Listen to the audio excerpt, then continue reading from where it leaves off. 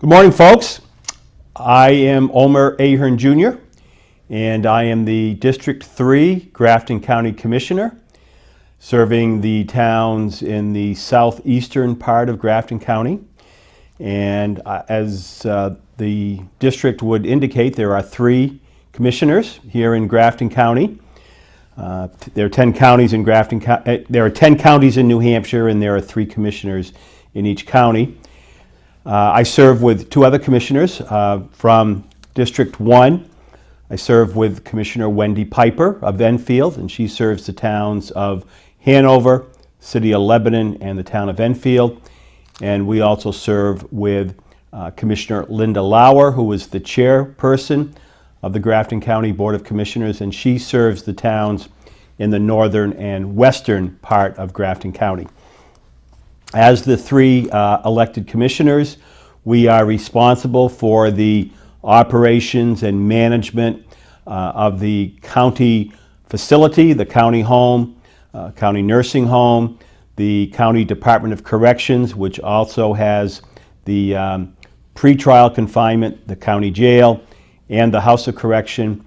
And we're also, I think, very fortunate to be able to have a farm operation. We are the last county in New Hampshire to still have an operating dairy farm, and it's an award-winning dairy operation that we have, and we're very proud of Ben White, the herdsman, and he's brought home 3 national awards for our Holstein dairy herd. And we also have a farm vegetable operation. We grow corn, we grow hay, and it's quite an operation. We also have pigs, and we also have chickens. The pigs, we usually sell the little piglets in the spring and the fall of the year, and the chickens lay eggs, and we feed the eggs into the House of Correction. The county commissioners are again elected every 2 years by the people of their individual districts, and we meet at least once a week, unless there's 5 Tuesdays in the month, and then normally we do not meet that 5th Tuesday. So we did not meet yesterday. So our last meeting was on July 24th, and we start our meetings at 9 o'clock in the morning. They're up at the county complex in the county administration building up in North Haverhill on the Dartmouth College Highway. And so we meet with the various department heads during the course of the month. So on Tuesday, July 24th, after doing the Pledge of Allegiance, we met with Mr. Brent Ruggles, the Information Technology Manager at the county complex up there. And he presents us with a very detailed report. And this is a copy of the report, multi-page report that Mr. Ruggles presented to us. And in that report he talks about, he has 2 other young men that work with him in his department, Barry and Joey.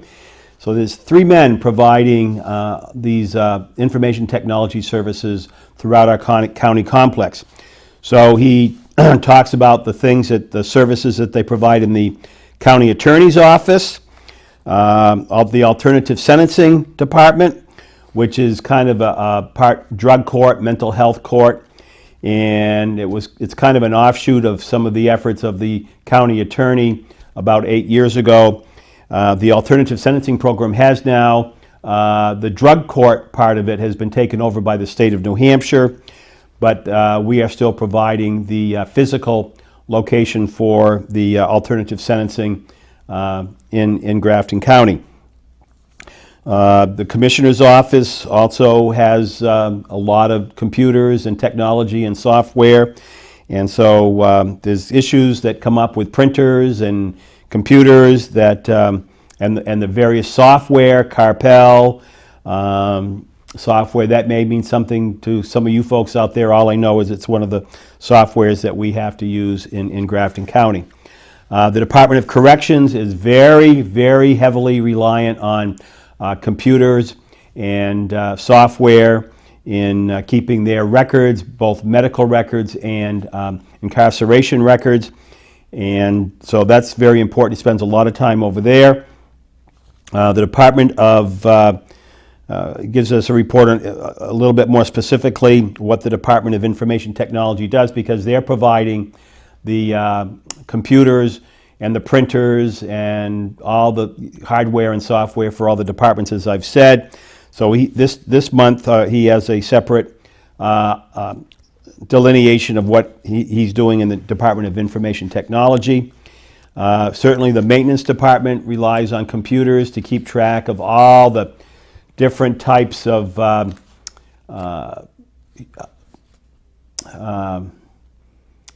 HVAC equipment, heating and ventilation and air conditioning. All of that is on different controls, and it's just amazing how intensive attention needs to be paid to all of these equipment that we have up there at Grafton County. Register of Deeds has issues with its computers there. The nursing home certainly has a myriad of technical computer things to keep the records of the residents in the nursing home, the medications, too many things that are required by the federal Centers for Medicare and Medicaid services. We are just overwhelmed with all of the rules and regulations that come down from the federal government, CMS, and from the state Department of Health and Human Services. And that's one of the things that I have to struggle with as a county commissioner is how do we make sure that we are in compliance with all these rules and regulations. We provide, in our nursing home especially, we provide some of the best nursing home care, long-term care in the country. Our nursing home in Grafton County is in the top 11% of nursing homes in the entire United States. And we're very, very proud of the work that our nursing staff and the social service folks and the activities folks and the laundry folks provide for our nursing home. And of course the dietary department. So it's quite a number of people there that work to make sure the residents in our nursing home are well cared for. And I'm very proud of the nursing home and the folks that work there at the nursing home and the good folks that work at the Department of Corrections to provide a safe environment for what I call the residents of the Department of Corrections, also known as the inmates. And then the Sheriff's Department and the Dispatch Center. And I want to apologize to the Dispatch Center Supervisor, Tom Andros. The last time I was on the PBTV, I could not remember Tom's last name. So Tom, I apologize. Tom Andros does a fantastic job with the Dispatch Center and with the mobile units for the Sheriff's Department when the Sheriff's Department is out doing services within the communities. So we thank the good work that Brent Ruggles and Barry and Joey does through the Information Technology Department at the Grafton County home. You can see Brent's report actually on the Commissioner's minutes for July 24th on the county website. If you just go and Google Grafton County, New Hampshire, you will get to the Grafton County Commissioner website. The next report that we had on Tuesday, the 24th of July, was a report from Superintendent of Corrections, Tom Elliott, a Marine. Very proud to have Tom as our corrections superintendent. And we have a 150-bed correctional facility, and it's made up into 5 units. We have a male medium unit, we have a female unit, and right now, as of July 24th, we actually had 3 female inmates from Coos County.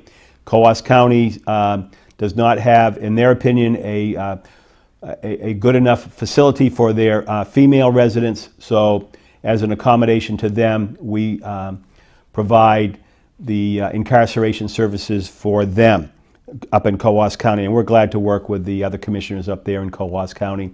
Rick Sampson, many of you will know Rick Sampson. He's one of the county commissioners, but also very active in the Northern Pass discussions. We have a male minimum unit for the sentenced inmates in the House of Correction, and we also have a maximum unit, which would be for the pretrial detainees or for inmates that need to be secluded as part of the disciplinary process in the House of Correction. We have 38 inmates that are out of facility, and we have 68 inmates at that time who were in the facility, in-house, as it said. The Community Corrections Report, there are 7 folks that are out on electronic monitoring. We have 6 folks in the FIRM program, FIRRM. That is a program designed to work with inmates, both those awaiting trial and those that have been sentenced, to help them develop a plan of action so that they don't get into trouble with the law again. And it's a new program that we've started here in Grafton County in the last 13 months. We have a community work program. Sergeant Griffin supervises the work crew, and at this report he had work crews in Bethlehem, at the Colonial Theater, at the Bath School, and working in the county vegetable fields. So Sergeant Griffin does a tremendous job there. We appreciate the work that he's done. Actually, Sergeant Griffin and his community work program folks have done work for the Lower Intervale Grange in painting the inside and the outside of that building here in Plymouth. And he's also done some work in the Rumney Grange. So we appreciate the good work that the residents of the Department of Corrections and the community work program provide. We are still looking for more corrections officers to come and work at Grafton County, and so we're working on that. So we appreciate the work that Mr. Elliott does, Superintendent Elliott does, and all of the good people there at the Grafton County Correctional Facility. So this report is also a part of the Commissioners' minutes for the July 24th meeting. So you can see that full report online there. The next report we had was Jim Oakes. He is the maintenance superintendent. Mr. Oakes is also a veteran. He's an Air Force veteran, and we're very pleased that Jim Oakes is there providing his wonderful work as the maintenance superintendent for Grafton County. Again, he's got a 25-acre complex of buildings. His department is responsible for so many things at the county courthouse, the correctional facility, the farm buildings, the dairy farm, and of course the administration building, the commissioner's office, and he's responsible. He just finished up the completion of the forced sewer lines that needed to be replaced. We had some leaks in that sewer line, and for obvious reasons that needed to be replaced. And he was very good in making sure that we had a very reasonable, all things considered, cost in replacing that, given the demands and the requirements of the Department of Environmental Services and the town of Woodsville. So Mr. Oakes also provides us with a written report of what he does and where he does it. He has a very dedicated staff of maintenance workers, and it's amazing what they can do. So he, again, part of his report was to give us a final report on the Forest Main Sewer Project, which was completed at the end of June, and there was some delays in getting it finished for any number of reasons, but the project is done. He was able to find in his budget some money to do interior LED lighting retrofit in the courthouse, in the Department of Corrections corridors, and in the maintenance and farm buildings and the workshop. And so putting in these LED lights is going to save money in electricity over the long run.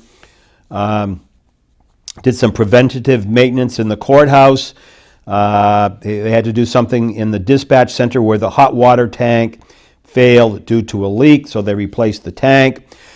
Constantly, we're hearing about the heating, ventilation, and air conditioning issues that we have throughout the complex.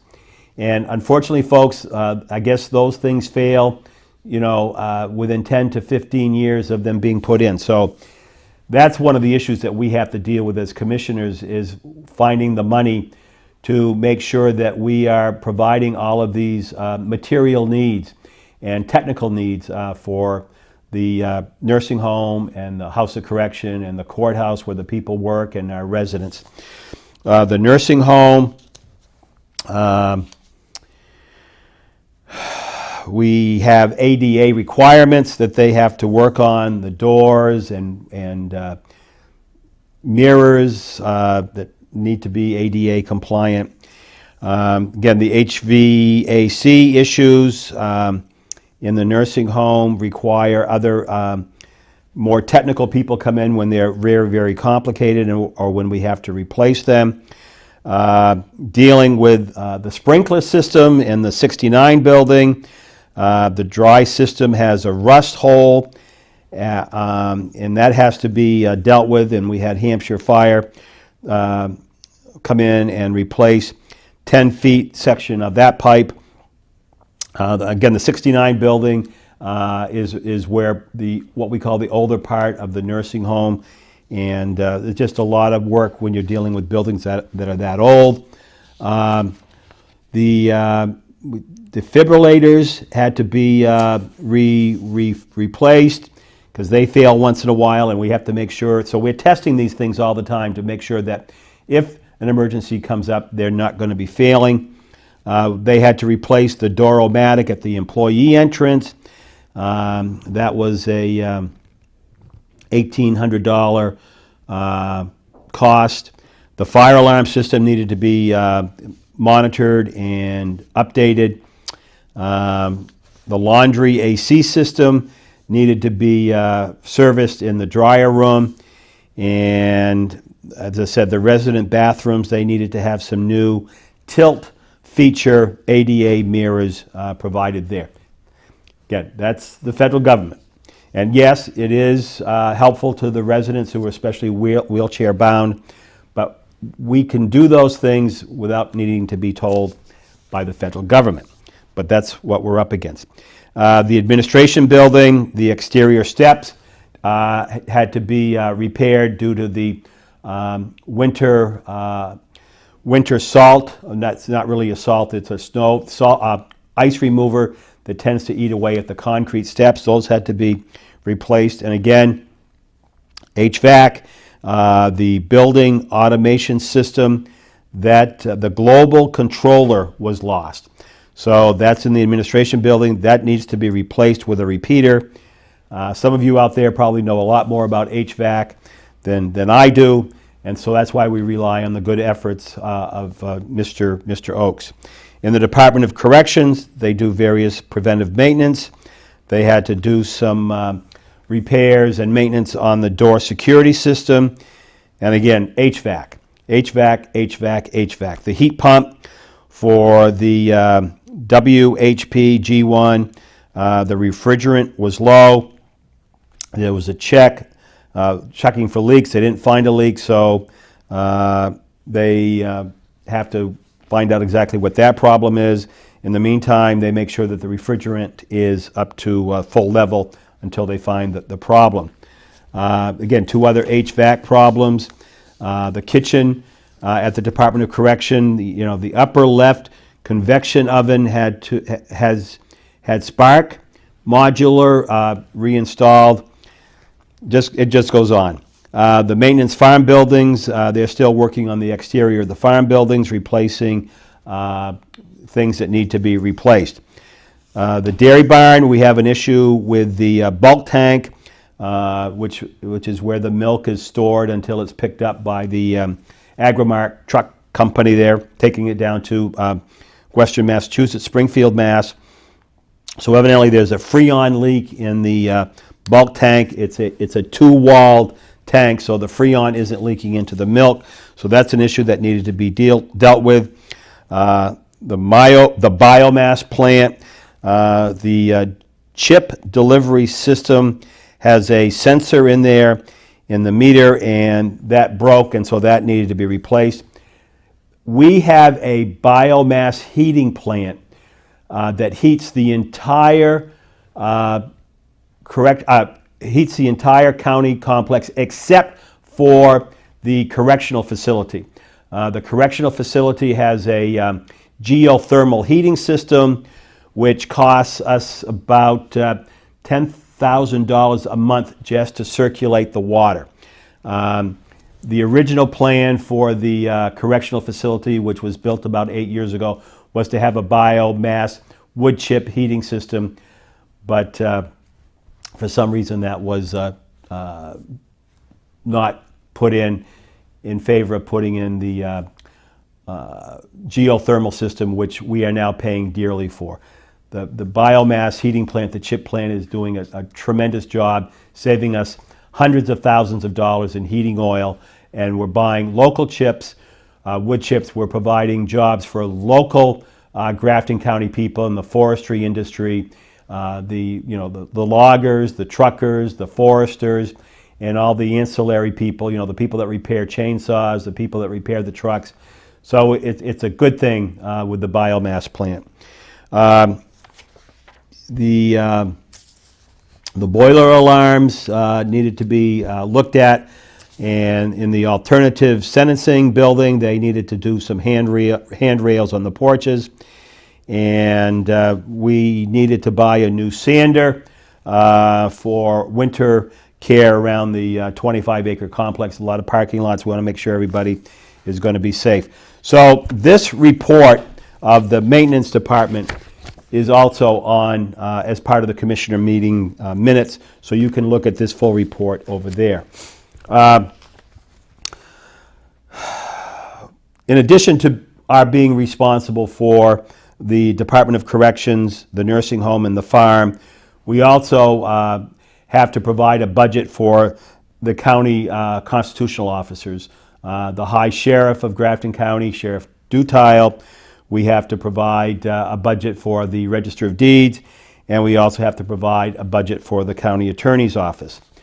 Another thing in the short time that I've got, I want to just talk with you. We are in our new fiscal year, which started fiscal year 2019, which started on July 1st. And one of the things I want to make sure that you folks out there are fully aware of is the taxpayers of Grafton County fund a series of social service agencies to the tune of $526,923 in the fiscal year 2019 budget. $526,923. And I just want to share with you a list of those social service agencies that we help to fund. And I'm just going to go through the list. It's right here in the budget, the Grafton County Commissioners budget for the 2019, and it's toward the end of that publication. The HIV/HCV Resource Center, they're getting $10,000 from the taxpayers. The Visiting Nurse and Hospice for Vermont and New Hampshire, they're getting $36,000. The North Country Home Health and Hospice, they are getting $30,000 from the county taxpayers. The Pemmy Baker Home Health Care folks are getting $10,500. The Newfound Area Nursing Association, also known as NANA, out of Bristol, they're getting $7,000. The Lakes Region Community Services, they are receiving $19,290 from the taxpayers of Grafton County.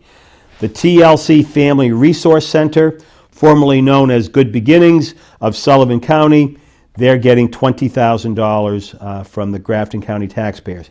Now, yes, they're primarily based in Sullivan County, but they also do provide services to Grafton County residents.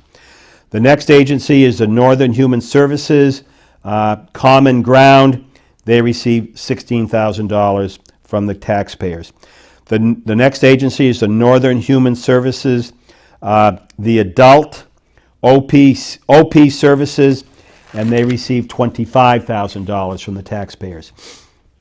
Genesis Adult Outpatient Services, they receive $23,000 from the taxpayers of Grafton County. Genesis Adult Outpatient Services. Then the next agency is West Central Behavioral Health Adult OP Services. They receive $40,000 from the Grafton County taxpayers. Pathways of the Upper Valley Employment Options, they receive $22,000 in this year's budget. They requested $25,000. The commissioners level funded them at $22,000. The next agency is Pathways of the Upper Valley Family Services. They received no money. They requested $10,000, but they were not funded. The next agency was Visions for Creative Housing Solutions Incorporated, and they received $5,000. The next agency is the Grafton County Senior Citizens Council for Transportation. They received $46,750 from the Grafton County taxpayers. The Grafton County Senior Citizens Council for Nutrition, they're receiving $51,183. And the Grafton County Senior Citizens Council for Social Services, they're receiving $23,100. Then the Grafton County Senior Citizens Council for the RSVP program, they received $8,600. Now, these last 4 or 5 Grafton County Senior Citizens Council grants from the taxpayers, some of that money is also spent here in the Plymouth area, in our Plymouth Senior Citizens Regional Center down on Green Street. So that is benefiting folks from here in this part of Grafton County. The next agency is the Children's Center of the Upper Valley. They receive $4,000. The next agency is the Franconia Children's Center. They receive $2,000. The Bridge House from here in Plymouth, they receive $25,000. And certainly the work that they do in cooperation with our Department of Corrections up in North Haverhill is the tremendous work that Mrs. Bentwood and her volunteers provide a great service there at the Bridge House. Voices Against Violence, which is located in the Plymouth area, they received $8,500 from the taxpayers. The Tri-County CAP Support Center at Birch House, they received $8,500. WISE out of the Upper Valley, they received $7,000. The next agency is Headrest Inc. For their hotline, suicide hotline, they received $10,000. Headrest Inc. for their outpatient work, they received $8,000. Headrest is out of the Lebanon area. Here's another Headrest Inc. IP services, another $6,000 for those 3 separate parts of Headrest Inc. out of the Lebanon area. The next agency is North Country Health Consortium. The Friendship House, they received $15,000. Tri-County CAP, the Homeless Outreach Services, they received $10,000. Tri-County CAP Community Contact, they did not receive any money this year for the Community Contact. They asked for $10,000, but the commissioners did not fund that. Twin Pines Housing from over in the Enfield area, that's another agency. They got $5,000. The Boys and Girls Club of the North Country, they received $6,000. The Pema Youth Center from here in Plymouth, they do a great job with the young people, the after-school programs. They receive $6,000. The Tri-County CAP North Country Transit Services, they receive $3,000. Transport Central from here in Plymouth, they receive $2,000. And the Granite United Way of Whole Village, they receive $7,500. Some of these agencies also receive funding from some of our local towns and from other agencies. That's my report. I'm over my time. I just want to thank everyone for viewing this series, Just Omer. Please let your selectmen and your city councilors know that I'm doing this so that we can get the word out about what goes on at the Grafton County Complex and the Grafton County Commissioners. In closing, I just want to say I appreciate your allowing me to serve you as your District 3 Grafton County Commissioner. And God bless the United States of America, and God bless the Granite State of New Hampshire. And thank you, PBTV, for letting me use your services. Thank you.